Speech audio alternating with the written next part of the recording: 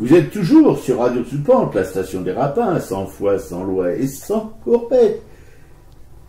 L'émission Aracaille, qui vous cause maintenant dans le poste pour vous toute seule, de qui, je vous le demande, Michel Kikoïne, une découverte pour nous extraordinaire, on est toujours très en avance avec l'histoire de l'art. Mais si vous voulez, cet arbre qui s'appelle Soutine, Han Soutine, qui nous a caché, plutôt c'est la forêt, enfin bref, je ne sais pas comment on dit, mais qui nous a caché d'autres peintres montparnassiens de la ruche, comme Kikoïne, comme Crémeigne, comme Weisberg. Enfin bref, et d'autres qui ne sont même pas cités dans les livres d'histoire de l'art, voilà, hélas. Mais le musée d'art et d'histoire du judaïsme, un petit musée qu'on adore, on y va quand même au moins une fois ou deux par an, a eu la très très bonne idée, puisqu'il ne peut pas faire les expos qu'il avait prévus, etc., sur les peintres de l'école de Paris, qui est reporté au printemps de l'année prochaine. Eh bien, ils ont quand même installé une toute petite expo avec une dizaine de peintures sur justement Kikoïne. Voilà, Kikoïne. Alors, ça a été pour nous une découverte, on était vraiment heureux. Voilà, il fallait voir ma camarade qui sautait sur place. J'ai eu même peur pour les œuvres parce que bon, ça tremblait un peu là-haut. Voilà. Ouais, en fait, effectivement, malheureusement, il y a eu un quiproquo. Moi, je pensais que cette exposition sur l'école de Paris a été accrochée. Et quand on est arrivé, on nous a dit non, elle est reportée. Par contre, j'avais vu qu'il y avait des donations de toiles, donc j'ai un peu confondu. Et effectivement, à la fin des collections permanentes, il y a ces deux salles parce que ce sont les deux filles de peintres. Donc la fille, c'est Claire Maratier, qui est la fille de Michel Kikoïne, qui a fait don au musée d'une dizaine ou d'une quinzaine de toiles. Donc certaines sont exposées. Et c'est la fille de Léon Weisberg, Lydie, qui a fait aussi don au musée de toiles de Léon Weisberg. Donc on va parler aujourd'hui de Michel Kikoïne. Effectivement, c'était une grande découverte. D'autant qu'il y avait aussi un petit film qui représentait, c'est la fille Claire Maratier qui avait été filmée et qui a un peu raconté tout ce qui se passait, comment elle avait vécu toute cette jeunesse à la ruche. Donc je vais commencer à faire la biographie de Michel Kikoïne et puis dans un deuxième temps, je lirai un petit passage sur la ruche, puis on parlera des œuvres, de ce qu'on a vu et de ce qu'on a pu voir après même sur Internet. Alors, Michel Kikoïne, tu as raison, Robert, on a prononcé son nom plusieurs fois parce qu'on l'a vu régulièrement dans les livres quand on évoquait la ruche et les Montparnasse, comme on dit, mais on ne s'est jamais attardé sur son œuvre. Alors, il est biélorusse, effectivement, il est né en 1892 et ses parents sont venus s'installer à Redjica, qui est une petite ville à côté de Witzbeck, et son grand-père maternel était rabbin et son père lui était conseiller dans une banque. En 1904, donc, la famille a déménagé à Minsk, où Michel Kikoïne fait des études de commerce pendant 3 ans. Et il rencontre Soutine, qui était alors apprenti chez un tailleur. En 1908, Kikoïne et Soutine entrent à l'académie du peintre Kruger, et puis les deux peintres étudient aux Beaux-Arts de Vilnius. C'est là qu'ils vont rencontrer Pinkus Crémeigne. Donc Kikoïne arrive à Paris en 1912. Il s'installe chez son cousin Joseph. Il s'inscrit aux Beaux-Arts dans l'atelier de Cormont.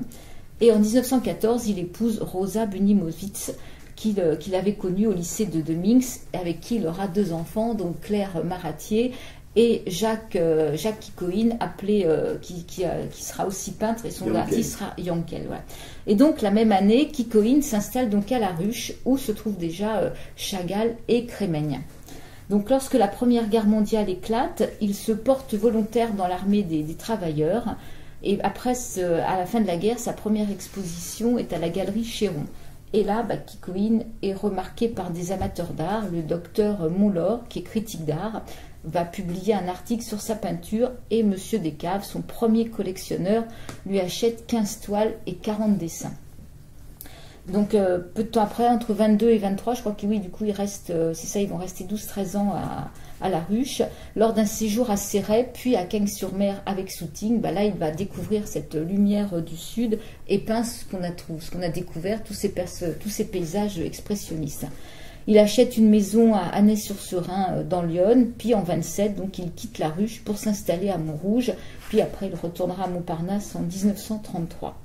Donc, Deuxième Guerre mondiale, Kikoïne est mobilisé à la réserve près de Soissons en 1939. Là, il peint des gouaches sur sa vie de garnison. Et en 1942, en fait, il se réfugie avec sa famille dans les environs de Toulouse pour échapper aux rafles concernant les Juifs. Les lois de 40 sont passées et effectivement, leurs vies sont en danger. Surtout qu'il parlait un charabien vraisemblable, enfin, c'est-à-dire il parlait le yiddish, quoi. Il savait à peine parler français. Oui, c'est ça, il parlait très mal français. Les enfants parlaient mieux français parce qu'ils parlaient yiddish et russe. Et en fait, c'est les parents voulaient que les enfants parlent français, donc ils ont arrêté de leur parler yiddish. Donc les enfants ont appris le français, mais eux avaient beaucoup plus de mal à se dépatouiller. Et c'est le fils Yankel qui raconte effectivement que quand il a senti en 1942 que ça allait mal tourner, lui est parti à Toulouse avec une amie. Il a dit, pour faire venir mes parents, je vais me marier, comme ça mes parents sont obligés de venir, et il les a gardés à côté de chez lui pendant toute la guerre et leur a probablement sauvé la vie, quoi. Oui, probablement, même certainement. Voilà. Donc à la Libération, il va rentrer à Paris et après il voyagera un petit peu, il fera quelques voyages en Israël, il participera à quelques expositions et durant les 10 dernières années de sa vie, il séjourne souvent au bord de la Méditerranée, à la Garoupe chez sa fille. Et là, il va faire des marines. Voilà, il a eu un premier prix du Salon des peintres témoins de leur temps en 1964 et il meurt dans son atelier parisien le 4 novembre 1968. Et donc à cette biographie, ce qui est plus vivant, c'est d'écouter effectivement le témoignage des enfants qui parlent des parents, quoi. Il y a le musée d'art et d'histoire du judaïsme a donc produit 2 petites vidéos d'une 15aine de minutes pour la fille et de 25 minutes pour le fils, et qui racontent donc leur enfance à la ruche et les souvenirs de famille, quoi. Et ça, c'est absolument, c'est émouvant parce qu'il y a une simplicité, il y a tout un amour. En fait, c'est une famille. Je pense qu'il y avait un grand amour familial, que la femme était admiratrice de son mari. Les enfants étaient quand même choyés. Donc c'est hyper touchant d'entendre tous ces témoignages de souvenirs d'enfants. Oui, une famille unie, une famille. Oui. Et les enfants, ils vivaient dans la misère, hein, à la ruche. Il y avait des punaises, ils mangeaient. Enfin, je veux dire, la nourriture était vraiment chiche, etc. Il y avait le chauffage, c'était dit misérable. Enfin, ça, on peut le dire. Qui ressentaient plus les adultes, sûrement, parce que les enfants, eux, non. Pour eux, c'était un séjour quasiment paradisiaque. Ces 13 ans où ils ont été. Et ils côtoyaient pourtant des brutasses comme Soutine qui, en pleine nuit, pouvaient taper à la porte de l'atelier de Kikoïne parce qu'il avait faim, alors il rentrait, enfin les enfants l'ouvraient, ils étaient terrorisés parce que lui, Soutine, ne pouvait pas piffer les mômes, et il allait direct au garde-manger et puis il piquait tout ce qu'il y avait à bouffer et il se barrait. Mais voilà, c'est l'enfance des enfants Kikoïne, mais ils en ont un souvenir émerveillé, c'est ça qui est formidable, quoi, voilà. Ah ouais, parce qu'il y avait plein de mômes en plus à la ruche. Et puis il y avait un espace dehors, il y avait jouer, un grand terrain, etc., quoi, voilà. Et puis, mais parce que Soutine était le seul célibataire de tous ces gens qui étaient tous avec des femmes, et donc il y avait une vie quand même, les femmes rendaient la vie un peu plus supportable, voilà, puisque Soutine, c'était... Oui, il n'y avait pas d'atelier en fait. Non, c'était le clodo, quoi, voilà, complètement clodo. Ah ouais. Mais alors, effectivement, Soutine et Kikoïne se sont rencontrés donc en Biélorussie, se sont connus très jeunes. Et Yankel raconte que, nous c'est clair, je ne sais plus, que Soutine aurait connu le grand-père de Kikoïne qui fabriquait lui-même ses violons, qui peignait en rouge. Et que le rouge, après, que Soutine adorait, ce rouge Soutine, hein, justement, voilà, c'était de là que venait cet amour pour ce rouge, quoi. Oui, c'est comme ça. Le rouge, si vous voulez, de certaines de ces écorchés de bœuf, c'est le rouge des violons du grand-père de Kikoïne, qui fabriquait son propre violon, puis qui avait un vernis magnifique, quoi, voilà. Alors il y a le fils qui raconte également que quand ils sont arrivés avec Soutine en fait en France, avant d'arriver à la ruche, ils se sont arrêtés à Amsterdam au Rijksmuseum parce qu'ils avaient une admiration pour le tableau de Rembrandt, La fiancée juive. Donc ils ont réussi à se faire enfermer dans le musée et ils ont passé la nuit devant ce tableau, et que le lendemain matin, c'est le gardien de musée qui a trouvé ces 2 Olibrius affalés devant le tableau. Enfin, ça... Ouais, parce que pour eux, c'était vraiment le plus beau tableau du monde, quoi, voilà. Mais non, voilà, c'est quand même... Aujourd'hui, vous imaginez, on trouve 2 rapins devant la Joconde au musée du Louvre, direct la cabane, etc., la raclée aussi par les flics et tout, voilà. Non, mais voilà, non, je trouve que c'est merveilleux, c'est vraiment un conte, c'est vraiment un conte. Surtout raconté par les enfants. La fille raconte aussi qu'elle a vécu, donc elle s'est mariée, elle a vécu après en Roumanie, et au moment de la guerre, en 42, elle était en Roumanie avec son mari et son fils, et que ses parents étant à Toulouse, en fait, elle a décidé de partir voir ses parents, et elle dit, j'avais 30 ans, j'étais complètement inconsciente, donc elle est partie avec une valise de boîtes de sardines pour aller voir ses parents. Donc elle a eu pas mal de bakchich à donner, elle a passé même un barrage quand même des Allemands, et tout s'est bien passé. Elle a mis 8 ou 9 jours pour arriver chez ses parents à Toulouse. Bon, bien sûr, à l'arrivée, il n'y a plus de sardines parce qu'elle les avait distribuées au fur et à mesure. Elle dit qu'elle avait dormi même devant... c'est à Zagreb, elle avait dormi devant la synagogue en feu, là, je ne sais plus, dans une baignoire devant la synagogue en feu. Enfin, et elle raconte ça avec une simplicité incroyable, alors qu'elle a complètement risqué sa vie, quoi. Ah oui, tous les jours, elle risquait sa vie. C'était comme... Tous les jours, toutes les heures, elle risquait sa vie, parce que l'Europe était occupée par les nazis, quand même.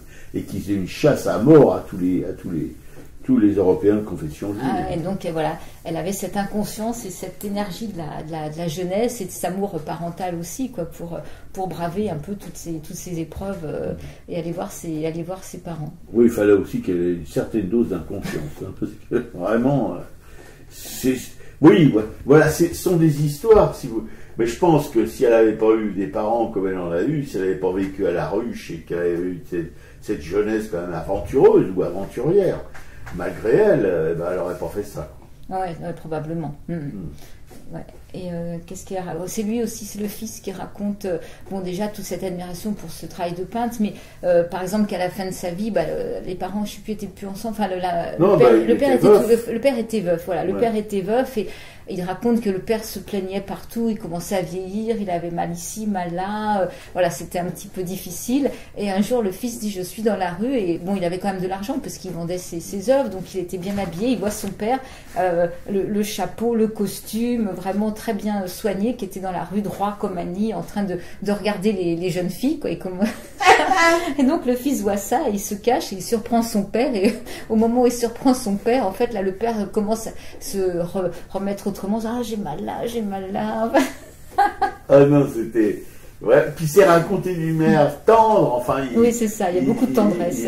On sent que le fils se moque pas du tout de son père, c'est avec beaucoup de tendresse, beaucoup d'amour, quoi. Hein. Ouais. Effectivement, tout cet amour familial, cet amour de l'art, de la peinture, enfin c'est... Et d'ailleurs, le fils s'est attelé parce que son père n'avait aucune archive et que c'était pas comme les artistes d'aujourd'hui. Par exemple, Garouste, lui, il écrit tout, il fait des dessins de tout, il archive tout, etc. C'est presque un bureaucrate de la peinture. C'est-à-dire que des gars comme Kikoïn, comme Soutine, tous ces gens-là, ils n'avaient aucune archive, ils signaient à peine leurs œuvres, etc. Ils ne savaient pas ce qu'ils avaient fait et tout. Et donc, c'était dispersé évidemment dans le monde entier, l'œuvre de son père. Il a passé 5 années à essayer de rassembler le maximum d'œuvres de son père. On lui en a prêté, il a été dans les endroits photographiés, etc., etc. Et il a fait une biographie de son père. Un catalogue raisonné. Un catalogue raisonné qui coûte assez cher, plus de 300 €. Mais enfin, qui doit être il a mis 5 ans de sa vie pour le réaliser. Il faut dire qu'il aimait papa. Hein. Alors c'est vrai que le père, ça devait être une croyance quand même religieuse, voulait pas de son vivant qu'il y ait un livre parce que c'était commençait à le faire mourir. Donc voilà. Il y avait aussi ces choses-là. Oui. Il avait économisé de l'argent, il y avait un tiroir et en fait à la mort du père, il a trouvé des dollars dans un tiroir et avec cet argent, il a pu produire ce catalogue. Ce livre magnifique. Ouais, non, mais il faut voir ce jeune homme, enfin qui est plus un jeune homme, qui est un vieillard maintenant, mais faut le voir aussi, il faut voir sa vie. Il a une vie lui aussi encore plus aventurière que son père, si on peut dire. Il est devenu géologue après, alors qu'il avait aucune instruction pratiquement. Enfin bon, il a réussi quand même à concrétiser son métier en allant à la Sorbonne, etc., en défendant une thèse. Puis il est devenu donc un géologue professionnel au bout de 40 ans, des choses comme ça. Et puis après, en 1968, il y a des élèves des Beaux-Arts qui sont venus le voir et qui lui ont demandé s'il voulait être leur professeur. Parce que vous savez, les Beaux-Arts en 68, c'est devenu la révolution, là. C'est les élèves qui dirigeaient l'école. Et alors lui, oh, je sais pas si il s'est fait un peu prier, puis en fait il a accepté. Il est resté 17 ans aux Beaux-Arts. Les meilleures années de sa vie, apparemment. Et il y avait des élèves qui lui écrivaient 30 ans après, en lui disant, on vous remercie, Kikoïn, de nous avoir rien appris. Ils étaient vachement heureux parce que lui, c'était pas son boulot d'apprendre quoi que ce soit. D'ailleurs, c'est vrai que d'une certaine manière, dans la peinture contemporaine, en 68 en tout cas, les professeurs, tout ça, étaient un petit peu sur la sellette, quoi, voilà. Parce qu'il y avait toujours un enseignement plus ou moins académique et ça déplaisait beaucoup à l'esprit des jeunes gens.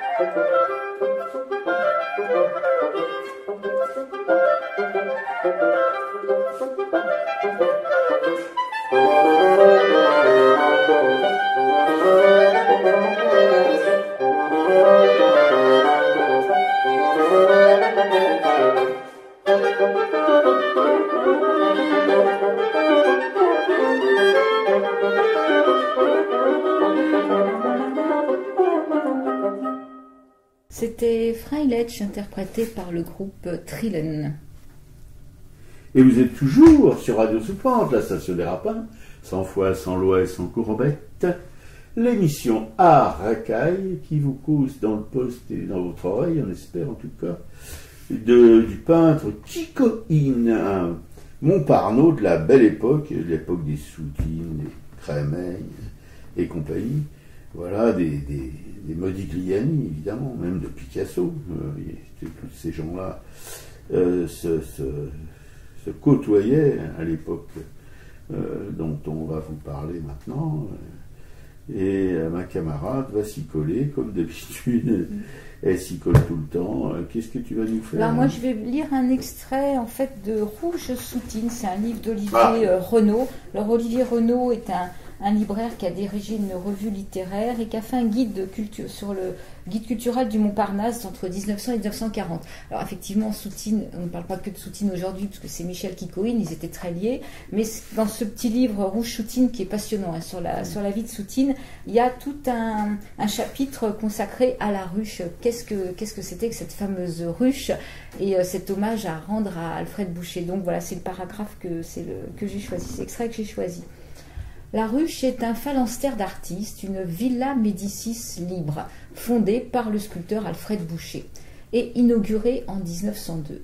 Ayant fait fortune avec des commandes d'importance, dont le buste du roi et de la reine Maria Pia de Roumanie, Boucher choisit d'apporter son aide à de jeunes artistes dans le besoin.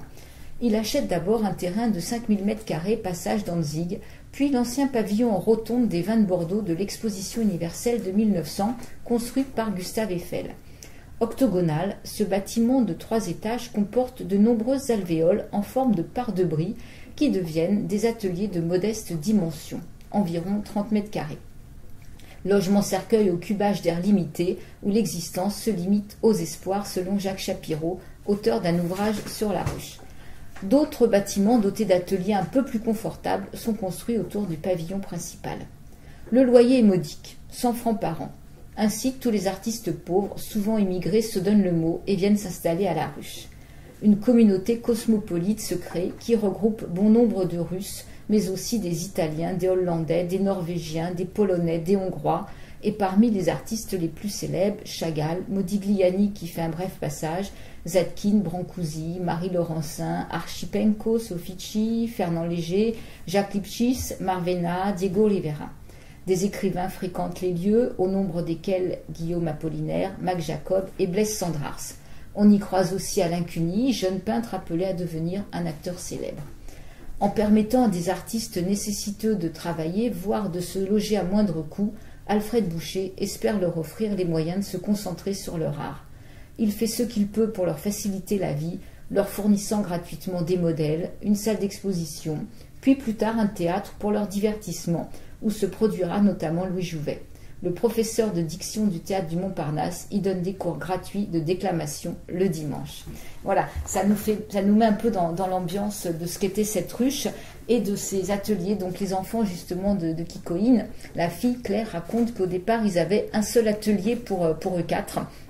Donc l'atelier servait à tout. Elle dit, je me rappelle avoir dormi dans cet atelier, dans les odeurs de térébenthine, et eux auront de la chance car ils obtiendront un deuxième atelier. Donc ça permettra quand même d'avoir un tout petit peu plus de place, quoi. Ouais. Et donc le loyer était modique, mais en plus, si les artistes n'avaient pas assez d'argent, ils ne payaient pas. Voilà. Et comme il n'en avait jamais assez, Boucher ne devait pas vraiment. Alors que lui, il avait acheté ça à l'origine. C'était pour faire une académie de peinture dont il aurait été le professeur et ça lui aurait fait un peu de maille. Mais il a eu la très très mauvaise idée pour lui-même, mais très très bonne pour l'art moderne, d'offrir ses locaux à des squatteurs dépenaillés, miséreux, etc. Et c'est devenu vraiment le lieu historique, parmi les lieux historiques. Il a détrôné même Montparnasse avec le bateau Lavoir, parce que voilà, quand on voit les pointures qui en sont passées par ce lieu, c'est quand même quelque chose d'impressionnant. Ah ouais, c'était d'ailleurs les enfants rendent hommage vraiment à Alfred Boucher. Oui. Et il dit en fait on était des squatteurs, il y avait tous les juifs effectivement qui arrivaient de Pologne, de Russie, de Biélorussie qui venaient s'installer là. Le premier là dans leur bande c'est Kremen qui est arrivé et qui a écrit aux autres en disant c'est bon vous pouvez venir, vous allez à la ruche. Donc apparemment Soutine ou je sais plus ils sont arrivés au métro Gare du Nord et ils ont dit mais est-ce qu'il y a où est le métro La Ruche, enfin c'est. Oui mais il faut voir que ces mecs là. Non, mais imaginez le courage de ces gens. Ils parlaient pas un mot de français, ils parlaient yiddish, c'était leur langue naturelle, ou russe, et ils traversent l'Europe pour venir en France jusqu'à Paris, et voilà, sans rien, sans pognon, sans les mains vides. Voilà. Non, mais c'est quand même, vous voyez, beaucoup de gens maintenant comme eux. Non, oui, tous les immigrés, les sans-papiers, etc. Voilà, ce sont leurs descendants. Ah ouais, c'est ça, ils arrivaient sans un sou en poche, ils fuyaient les pogroms pour arriver sur Paris, cette ville où tout était possible. Enfin, c'est ça. Mais ce qui est intéressant, c'est qu'en fait, il n'y avait pas du tout... l'idée, c'était pas de faire fortune, c'était déjà de vivre de son art. Et en plus, il y avait vraiment... c'est un phalanstère, il y avait vraiment une amitié entre tous les artistes. Par exemple, quand il y en a un qui vendait... il y en a un, je sais plus, qui avait un mécène. Donc, le Yankel raconte que Hindelbaum, je crois, s'appelait... Voilà, il a un peu d'argent, tout de suite... Soutine le sous-doigt lui demande de l'argent et quand il y en a un qui vendait quelque chose le soir même tout le monde venait manger chez lui, enfin voilà. Et donc effectivement il y avait une misère, les enfants ont réalisé après qu'il y avait cette misère. En fait ils n'ont pas senti la misère au quotidien parce que c'était un peu calfeutré par une ambiance, par le fait de pouvoir quand même manger, je pense, à minima. Mais voilà, c'était un lieu vraiment de convivialité et d'entraide entre artistes. Oui, et puis à part des types comme Soutine, qui n'était pas un joyeux luron, en général, c'était des gens qui souriaient, qui chantaient, qui rigolaient, etc. Voilà, donc c'était pas une ambiance tristounette comme la cité d'artistes où je suis, qui s'apparente plus à un cimetière d'éléphants qu'à autre chose. Ah ouais. Donc c'est ces peintres effectivement qui ont formé ce qu'on a appelé l'école de Paris. Ouais. Donc on est pressé au fait d'arriver au printemps 2021 parce que je pense que l'exposition du musée d'art et d'histoire du Chaïm sera passionnante parce qu'ils ont beaucoup de toiles justement d'autres peintres qu'on a à découvrir. Qu'on a à découvrir, qui sont même pas dans les livres d'histoire de l'art. Voilà. Parce que le fils Kikoïn là. L'a dit lui-même, a dit oui, il y avait des tas d'artistes dont on parle jamais, et il n'y avait pas que ceux dont on parle, il y en avait beaucoup, beaucoup d'autres qui malheureusement ont disparu, quoi. Ouais, donc voilà, affaire à suivre au printemps 2021. Oui, ouais.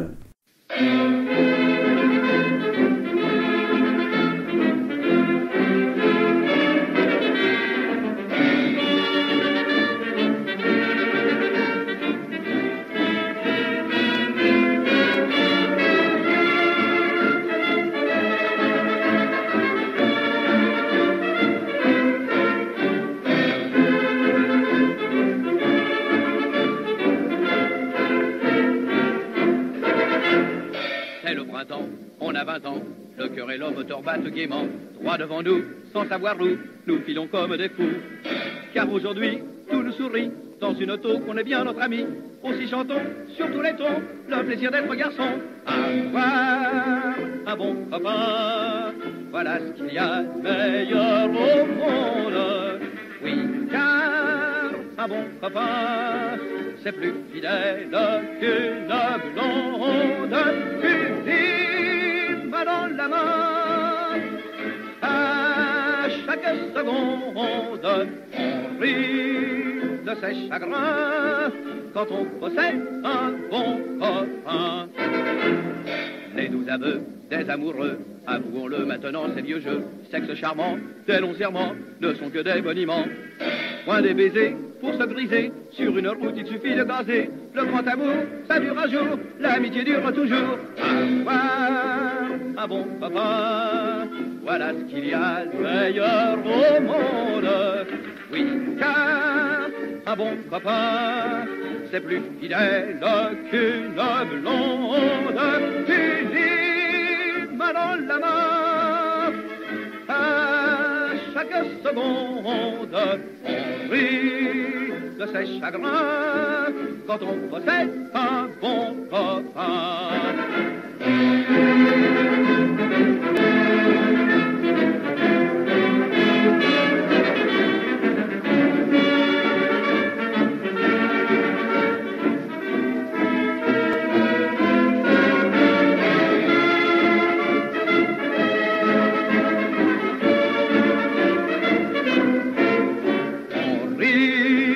De ses chagrins quand on possède un bon copain. Avoir un bon copain, Henri Garat. Oui, une chanson qui doit dater à peu près de l'époque de La Ruche, de ces gens.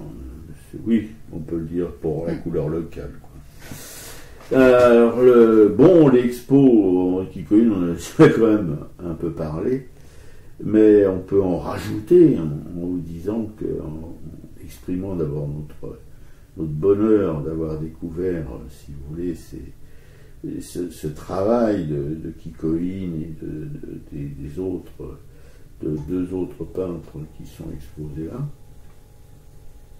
On a vu aussi, en déambulant dans toutes ces salles, on a vu quelques Chagall magnifiques aussi. Bon, c'était pas l'objet de notre périple, mais on a vu aussi une cabane, vous savez, comment ça s'appelle? Je suis ici, sous côte. Ouais. Une cabane en bois pour la fête des cabanes qui a été offerte par la fille de Kikoïn au musée d'art et d'histoire du judaïsme, peinte.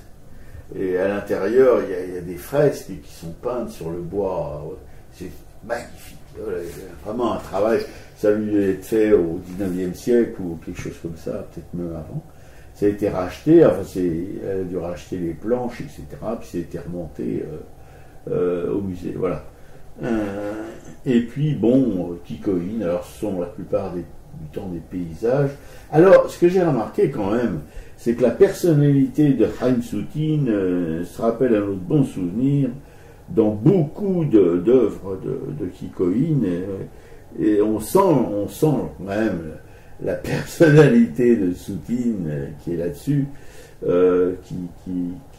donne, si vous voulez, à Kikoïn une liberté probablement il y a un jeu avec les couleurs, avec les formes, etc., qui danse un petit peu comme dans les beaucoup moins foldingue que Soutine, parce que lui il a poussé ça au paroxysme autant qu'il pouvait, de tordre les choses, de faire des jeunes filles qui ressemblaient plus à des grands-mères qu'à des jeunes filles, etc., quoi. C'était son... Mais enfin, quand elle devenait grand-mère, elle ressemblait au portrait de la jeune fille qu'elles avaient été. Enfin, que du moins que Haïm Soutine les avait peintes. Voilà. Kikoïn, c'est plus aérien, c'est plus léger, c'est plus effacé. C'est moins brutal, voilà. Il avait certainement une sensibilité beaucoup plus féminine que celle de Soutine, et on est quand même heureux parce on sent dans tous ces œuvres de cette période de la ruche, avec tous ces artistes qui venaient d'Europe centrale, il y a quand même un lien entre ce petit monde, ouais. Et c'est pas du tout péjoratif, hein. Forcément que quand on vit entassés les uns sur les autres comme ça, qu'on vient du même pays, qu'on traverse les mêmes épreuves, etc., et ben tout ça se mélange un peu, ça, voilà. Il y a eu, on pourrait même dire, je crois, que si on était un petit peu plus aventurier que nous le sommes, on pourrait dire que ce n'est pas un individu, c'est une ruche, vraiment, c'est le travail de la ruche des abeilles qui tout ensemble produisent du miel, du pollen, etc. C'est pas le travail d'une abeille, c'est le travail de toutes les abeilles qui permet, si vous voulez, à la ruche d'avoir ces récoltes magnifiques, etc. Et ben, on pourrait faire un rapprochement avec le nom de la ruche n'a pas du tout été appelé la ruche en pensant à une ruche d'apiculteurs, mais pour moi, le travail qui en est sorti ressemble un peu au travail des abeilles qui concourent, si vous voulez, à produire un miel exceptionnel. Et là, ça a produit des peintures exceptionnelles, mais qui ont toutes un petit peu de la ruche, voilà. Ouais, il y a une forme un peu expressionniste, on va Oui, pouvoir tout à dire.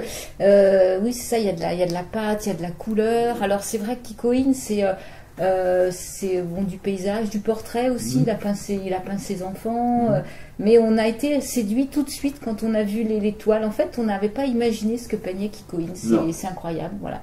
Et donc c'était un peu la révélation sur une dizaine de toiles. Hein. Mais je pense que voilà, si vous voulez, la signature, on pourrait, au lieu de mettre leur signature à eux, ils auraient dû mettre signer la ruche. Parce que ce sont des enfants de la ruche, c'est l'art de la ruche, en fin de compte, c'est un art particulier.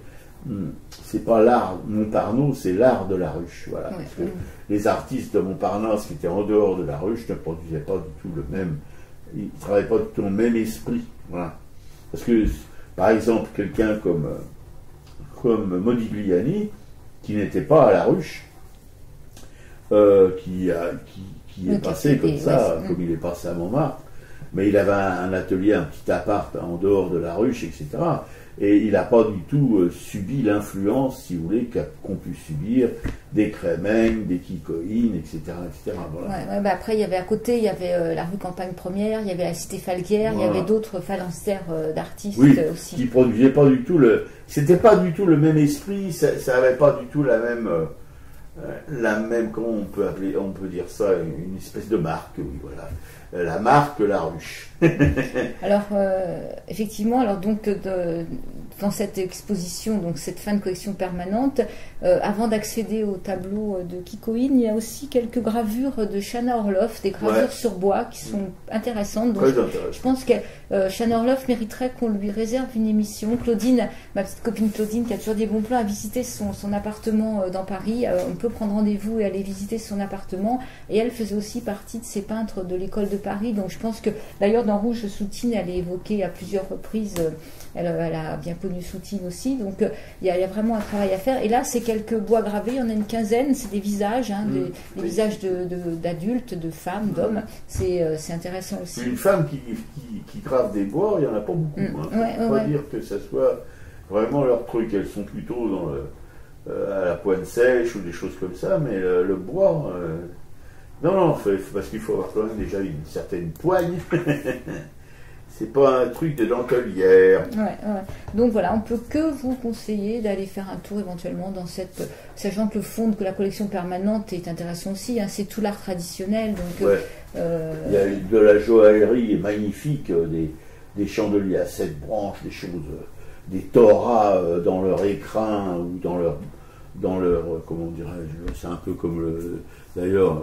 Les catholiques, les chrétiens, les catholiques ont copié un peu la Torah, parce que aussi où ils mettent le calice, là, c'est un peu comme la Torah dans les synagogues. Non, il y a tout un art religieux qui est absolument magnifique. Nous ne sommes pas religieux du tout, on n'a rien à battre de la religion, mais disons que quand même, on n'est pas aussi stupide que pour dire que, et pour conchier, si vous voulez, les productions religieuses, artistique, parce que c'est quand même quelque chose d'exceptionnel.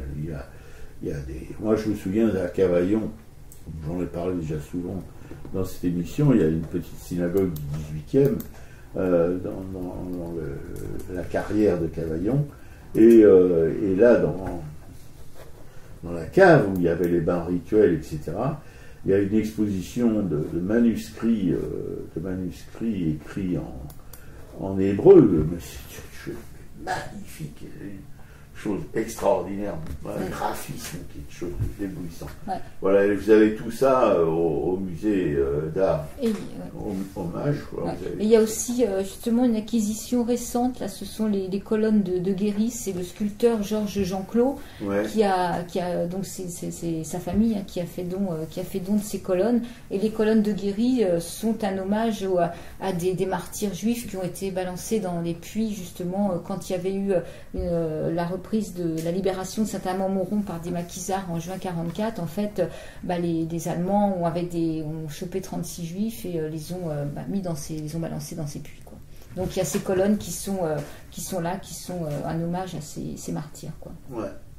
Moi j'aime pas beaucoup Jean-Claude, mais enfin bon, c'est pas parce que j'aime pas beaucoup le sculpteur que je dois conchier ce qu'il a fait pour ces martyrs. Au contraire. Non. Et donc la semaine prochaine, peut-être on parlera donc de la deuxième salle d'exposition qui sont la donation de la fille de Léon Weisberg.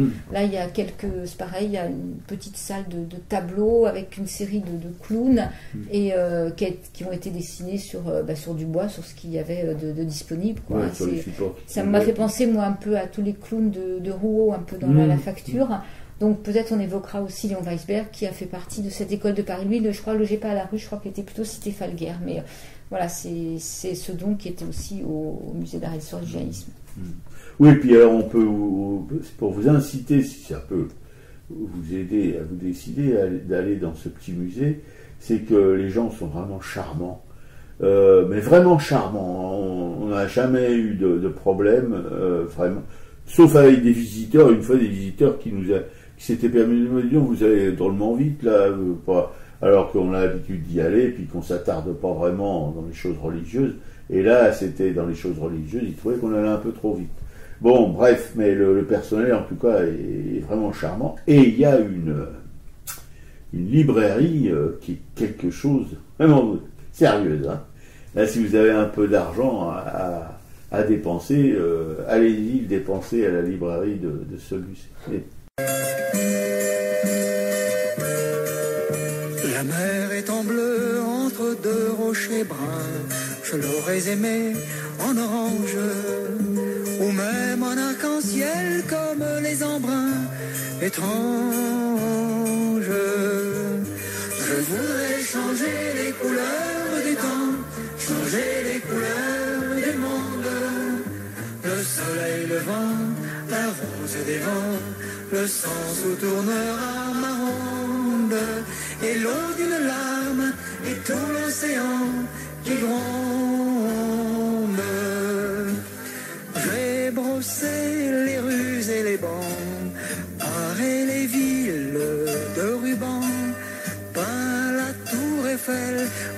chère mariée, le métro à la mer. Le ciel est de fer entre deux cheminées. Je l'aurais aimé violine, ou même en arc-en-ciel comme les fumées de Chine. Je voudrais changer les couleurs du temps, changer les couleurs du monde. Le soleil, le vent, la rose des vents, le sens où tournera ma ronde, et l'eau d'une larme, et tout l'océan qui gronde. Je suis de toutes les couleurs, et surtout de celle qui pleure. La couleur que je porte, c'est surtout celle qu'on veut effacer. Et tes cheveux noirs étouffés par la nuit, je les voudrais multicolores, comme un arc-en-ciel qui enflamme la pluie d'aurore. Je voudrais changer les couleurs du temps, changer les couleurs du monde. Les mots que j'entends seront éclatants, et nous danserons une ronde brune, rouge et safran et blonde. Et les couleurs du temps, Guy Béard. Oui, un chanteur, hélas, disparu. Bon, on l'aimait beaucoup. Enfin, moi, je l'aimais beaucoup. Et les expos, bah écoutez, il y a Grand-Mère à la piscine, toujours, hein, jusqu'au 20 septembre. Voilà, il y a Kentridge, nous on l'a pas vu à Villeneuve-Gast, toujours donc à côté de Lille. Hein, l'expression, c'est une expression du sud-africain Kentridge.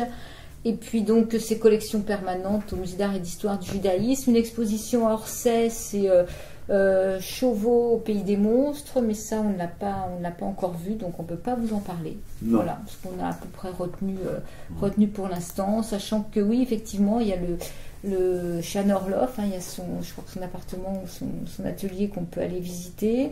À Amiens, il y a la maison Jules Verne, le musée de Picardie, mais c'est pareil, on n'a pas encore pu voir tout ça, donc on ne vous en dira pas plus là-dessus. Puis il y a Lens aussi avec le Louvre Lens avec une exposition Soleil Noir, le musée du Louvre Lens.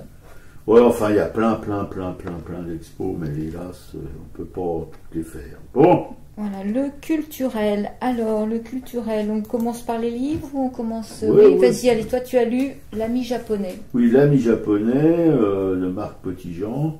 C'était un article sur lequel a enchaîné. Et ils font des articles sur les livres qui sont magnifiquement bien rédigés, qui m'a donné envie de l'acheter. Alors, en général, j'en parle pas à ma camarade parce que comme je suis fauché et qu'elle surveille un petit peu mes comptes, voilà, mais elle est tellement fufute. Quand elle a vu l'article sur le Canard, elle s'est dit « Oh, ça y est, je suis sûr qu'il l'achète. » Ouais, parce que qu'est-ce que l'article était élogieux. En fait, cet ami japonais, effectivement, est un peintre sur kimono. Oui, sur kimono. Une tradition, parce que son père est peintre sur kimono. Il travaille dans la technique Yuzen. Je ne vous en dirai pas plus sur cette technique parce que c'est pas mon truc, mais en tout cas c'est sublime.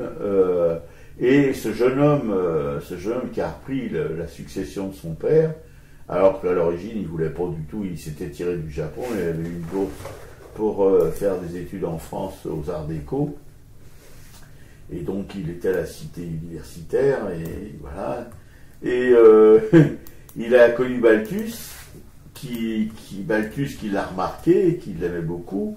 Il aurait pu faire une carrière de graphiste en France fabuleuse, parce qu'il était aux Arts Déco où tout le monde, tous ses profs, ils étaient complètement fascinés par la puissance de travail de ce jeune homme japonais. Hein. Bon, voilà. Mais en fin de compte, il est reparti au Japon et après la succession de son père.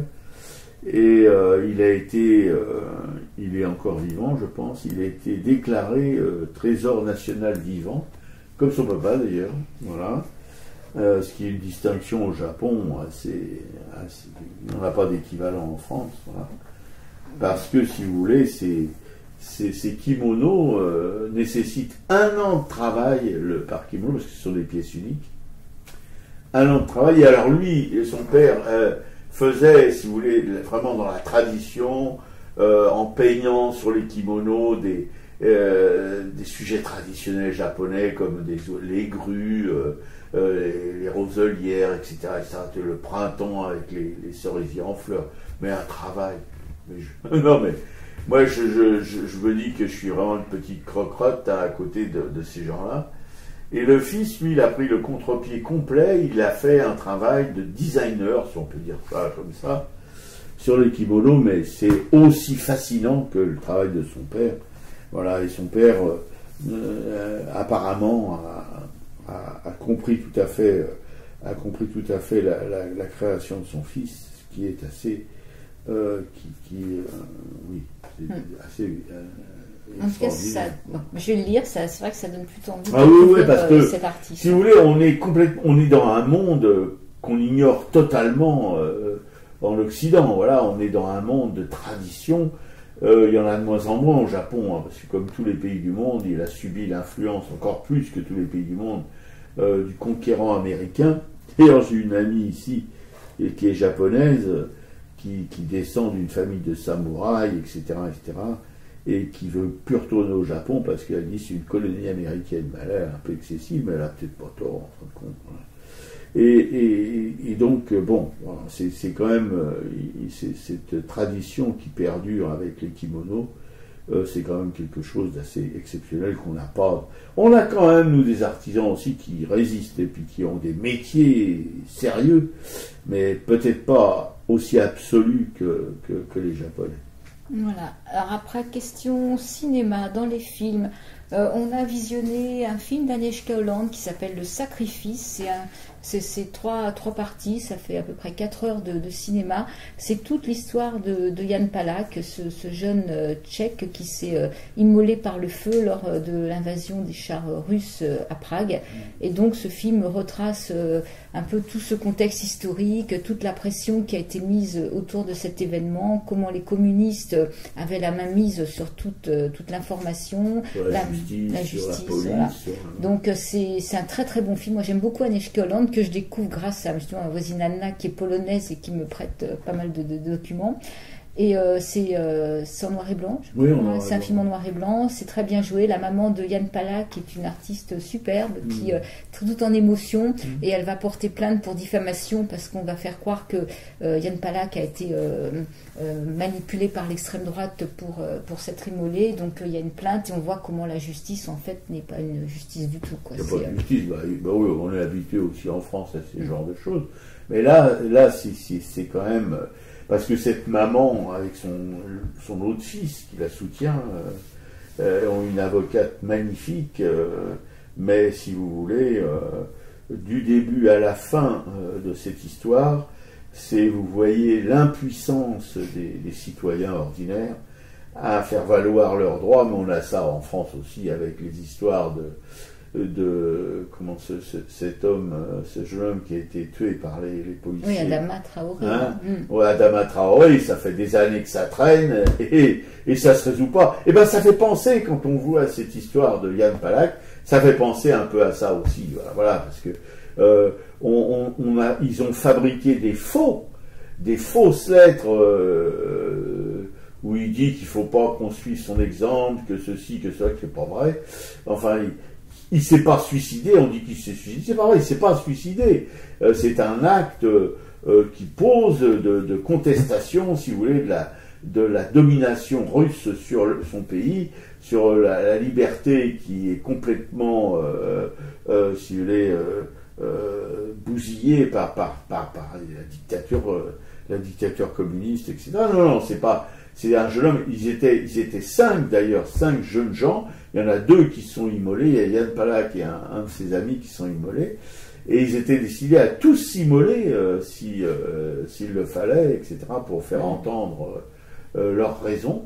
Et voilà, ils n'ont pas eu besoin de tous s'immoler, puisqu'il y a eu la chute du mur de Berlin, etc., etc., et la libération de... 20 ans plus tard, quand même. Hein. Oui, un peu tard. Oui. Et d'ailleurs, on voit cette avocate qui se met en danger en acceptant de plaider pour la maman, parce qu'il y a une pression énorme qui est mise sur elle, une pression sur son mari qui en perdra son boulot. Voilà. Enfin, ça, c'est des techniques habituelles. Mais il n'y a pas besoin d'aller dans les pays comme ça. C'est la même chose en France aussi, d'une manière plus déguisée, plus soft, etc. Mais si le pouvoir veut vous foutre, si vous voulez, la pression, il a tous les moyens de le faire aussi. Enfin, d'ailleurs, la bonne chose de cette... Enfin, c'est qu'à la chute du mur, effectivement, cette avocate devient ministre de la Justice. Oui. Donc, ouais, ça, c'est quand même, ça fait un peu de bien à la fin du film. Oui, ça fait du bien. Voilà. On a quand même l'impression que c'est inextricable, quoi. Mais alors, il faut, comme moi, on regarde ça à deux, parce que tout seul, moi, je ne le reprends plus. Si Piquet-Cou n'avait pas insisté, j'aurais laissé tomber, parce que moi, c'est le truc qui me fatigue énormément. Mais bon, j'ai tout vu. Voilà. Et moi, j'ai vu un autre film grâce à ma copine Florence, qui régulièrement me tient au courant de ce qu'elle va voir au cinéma Alméliès. Donc, elle m'a branché sur The Perfect Candidate. C'est un film saoudien fait par une femme, la première réalisatrice saoudienne, qui s'appelle Haifa Al-Mansour. Donc, ça vient de sortir, donc c'est encore à l'affiche. C'est l'histoire d'une famille de trois filles. Le papa est tout seul, il est musicien. La maman était chanteuse, elle est décédée. Et donc, les filles sont élevées dans une ambiance, dans une ouverture d'esprit et de vie, puisque Mariam est médecin, elle travaille dans une petite clinique. Et en fait, elle doit faire un voyage à Riyad pour postuler à un poste dans un grand hôpital, et elle ne peut pas prendre l'avion parce que son autorisation doit être signée par le papa, et elle n'est plus, le papier qu'elle a est plus valable. Donc, comme elle n'arrive pas à joindre son père qui est parti en tournée, en fait, elle doit aller voir un oncle. Pour pouvoir voir cet oncle, en fait, cet oncle ne reçoit que les candidats aux élections du conseil municipal. Donc, elle va dire, je me présente. Et là, voilà, cette femme se lance dans les élections municipales. Et donc, c'est intéressant avec ses deux sœurs. Les sœurs travaillent pour les mariages, donc on sent que c'est un milieu cultivé, intellectuel. Donc, elle va se mettre en campagne, campagne électorale, quoi. Donc, c'est intéressant. C'est un film, moi, je trouve, qui met vraiment en avant les femmes, et elles sont... Ce qu'elle veut soutenir, c'est le fait que pour arriver à la clinique, il y a une route qui est complètement pourrie, qui a un tas de boue, en fait, et ce qu'elle veut, c'est qu'on refasse la route. Donc, ça va être son sujet un peu de campagne électorale.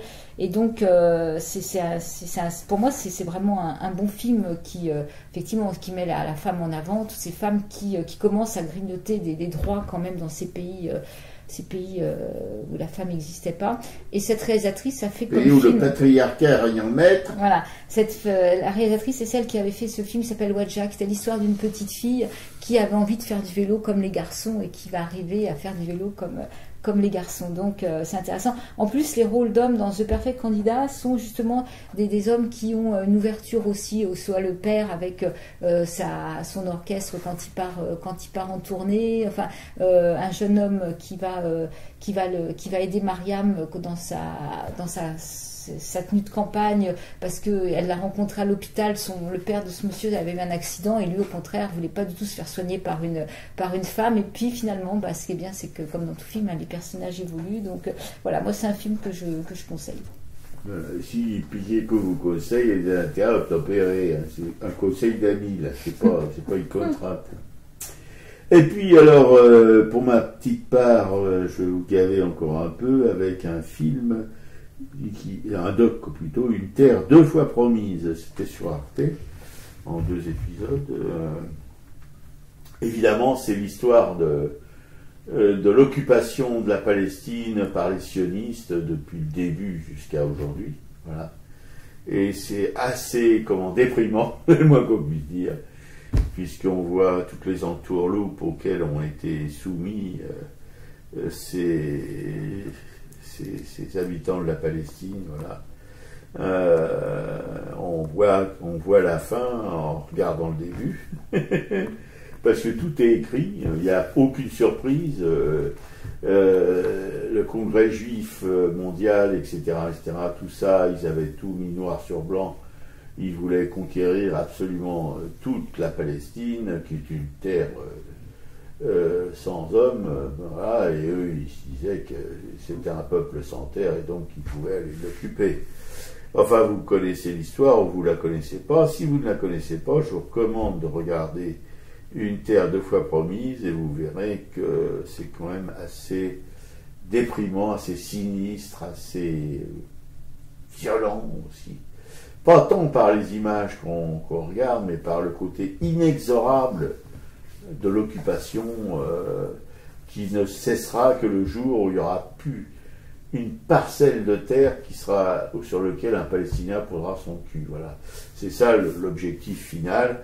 Alors là, j'ai vu ce matin sur le net une photo de Pierre Stamboul qu'il avait chopé de Sarah Claude, où on voit un petit garçon sur un lit d'hôpital avec un bras bandé parce que il y a eu cette nuit ou la nuit dernière des bombardements israéliens encore. Vous imaginez, non mais un tout petit pays, enfin ce qu'il en reste, des habitants qui sont enfermés, hein, et où la police peut rentrer de jour comme de nuit chez eux, foutre tout en l'air, voilà, emmener les gens, les enfants, les femmes, et tout ce que vous voulez, quoi.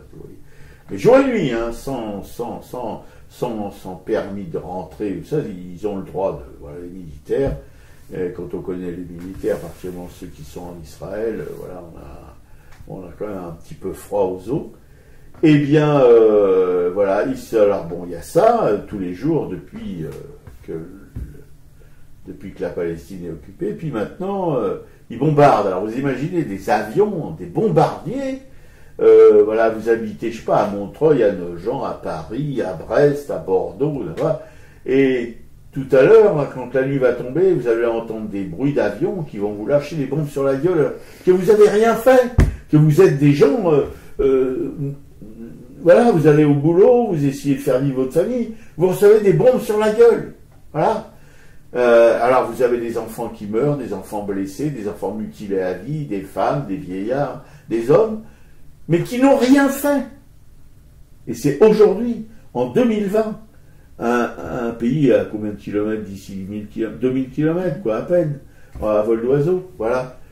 Et de la part de gens qui se proclament des démocrates. C'est la seule démocratie du Moyen-Orient, Israël. Mais d'ailleurs, ça bouge quand même, hein, puisqu'il y a la Cour pénale internationale qui va quand même mettre son nez dans est-ce qu'il y a eu des crimes de guerre ou pas, avec quand même 300 Israéliens potentiellement jugés. Il y a beaucoup d'Israéliens qui manifestent pour le départ de Netanyahou en ce moment. Il y a le représentant de BDS qui a été arrêté il y a une quinzaine de jours, j'en avais parlé, violemment en pleine nuit devant ses gamins. On est arrivé chez lui avec des chiens, on l'a embarqué. Donc il y a aussi quand même des pétitions, il y a beaucoup d'Israéliens qui bougent quand même. Donc ça c'est à noter parce qu'effectivement il faut que ce soit sur place, que ça commence à bouger le plus, quoi. Oui, et puis que ça soit pas forcément les bombes qui répondent aux questions, mais que ce soit plutôt des dialogues de gens raisonnables et qui cherchent une issue paisible à tout ce... Mais enfin, là, on rentre dans le domaine de l'onirique, du rêve, parce que quand on voit la gueule des Israéliens, des militaires, en tout cas, ben, ils ont la gueule de tous les militaires du monde. Hein. Les flics israéliens, ils ont la gueule des flics de tous les flics du monde. Hein. Ils sont pas exceptionnels. Un petit peu plus aguerris, peut-être un petit peu plus féroces, mais bon, voilà. Nous, si on lâche les nôtres, hein, ça sera pas beaucoup mieux. Voilà. Mais c'est quand même quelque chose d'inouï qu'au XXIe siècle, dans le monde, il y a un petit pays comme ça qui se fait massacrer tous les jours, depuis bientôt 100 ans, même plus.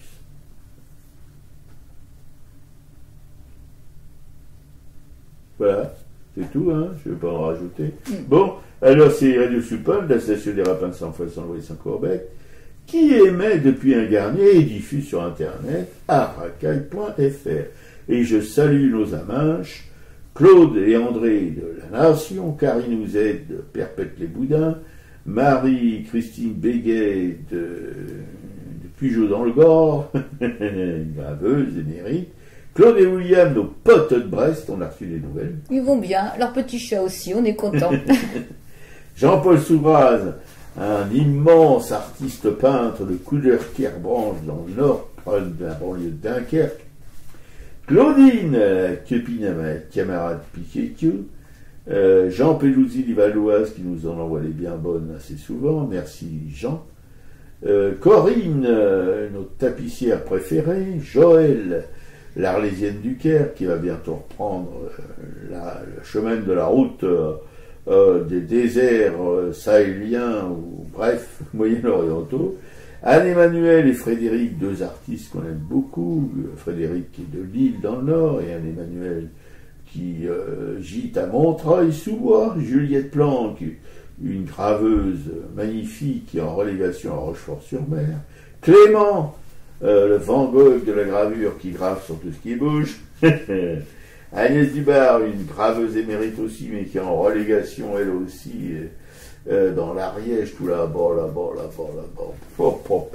Thierry Morciot, un graveur belge qu'on adore, Colette, la veuve du plasticien Odon, Jacqueline, la veuve du peintre Raymond Imbert, deux nanas exceptionnelles, Liliane et Laurence, deux sœurs qui écrivent sous le pseudo de Claude Isner des polars. Deux petites frangines qui écrivent des polars. Bon, Geneviève, notre sorcière bien-aimée, Michel Pelloual, mon ex-voisin du dessus, un peintre de qualité.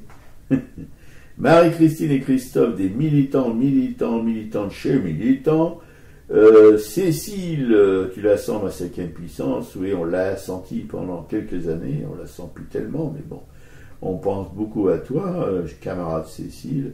Larousse flamboyante, qui sort avec ma camarade au Cinoche à Montreuil au Méliès. José Arthur du Mélange. Anne-Isabelle Roubaille, une peintre de Bron-Marlotte, voilà, qui Florence Quenu, la libraire de Bron-Marlotte, une librairie magnifique qui s'appelle L'Empreinte. L'Empreinte. Je vois, j'ai une petite tête. Colette et Alain, des camarades mécènes. Alors des mécènes comme ça, hein, on n'en fait plus. C'est rare. Christophe Dilulu, commissaire-priseur. Dominique Paula d'Ardouin, qui a rejoint les prairies du Grand Manitou, et qui doit là-haut, qui doit exposer, là-haut, là-bas, on ne sait pas trop où c'est, mais qui doit exposer encore des amis peintres, voilà. Enfin, on l'espère pour elle, qu'elle puisse continuer à faire ce qu'elle a fait ici-bas. Marie-Pierre, mon docteur bien-aimé, dont je n'ai pas de nouvelles, mais enfin bon, j'espère que tout va bien quand même. Marie Dognaud, une galériste vagabonde, dont on avait vu une expo de Mao, voilà, pas loin d'ailleurs du musée des arts et traditions juives, voilà. Et puis je voudrais parler aussi de Nicole, la femme d'un ami d'enfance qui était artiste peintre, graveur, voilà, et qui se retrouve toute seule, mais qui a été aussi une femme d'artiste magnifique, comme souvent les femmes d'artistes dont on vous parle ici, comme Colette, comme Jacqueline, et comme d'autres, voilà. Ouais, et moi j'aurais parlé de Pascal Chauvin. Pascal Chauvin est une graveuse qu'on a rencontrée, une amie de Juliette Planck, qu'on a rencontrée sur leur stand à Saint-Sulpice. Et en fait, Pascal Chauvin est une amie commune avec Laurence, la petite Lolo, Claude Isner. Ouais. Donc voilà, j'ai eu des nouvelles il n'y a pas longtemps et maintenant je lui envoie, nos émissions. Donc voilà, Pascal Chauvin, on peut la rajouter dans notre liste de suiveurs. Alors comment tu dis alors? Ouais, attends. Fais ça alors. Bon, on vous dit salut, Ouais, bonne salut semaine. les copains, et puis maintenant on se quitte avec Mélisse. Mélisse.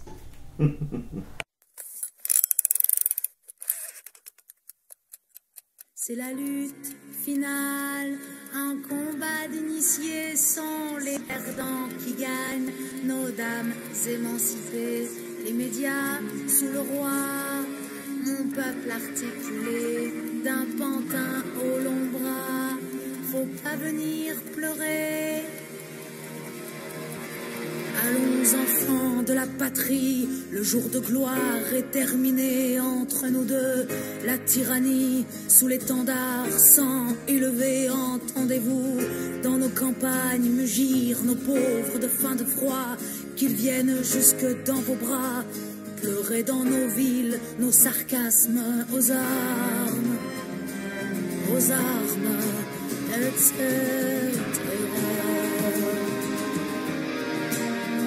Que veut cette horde militaire de traîtres et de rois conjurés quand ils nous traînent, quand ils nous traitent de cons, de braves, de pauvres français quoi? Ces cohortes étrangères feraient la loi dans nos foyers quoi? Nos flics soldats mercenaires alors qu'on est tous étrangers aux armes, etc.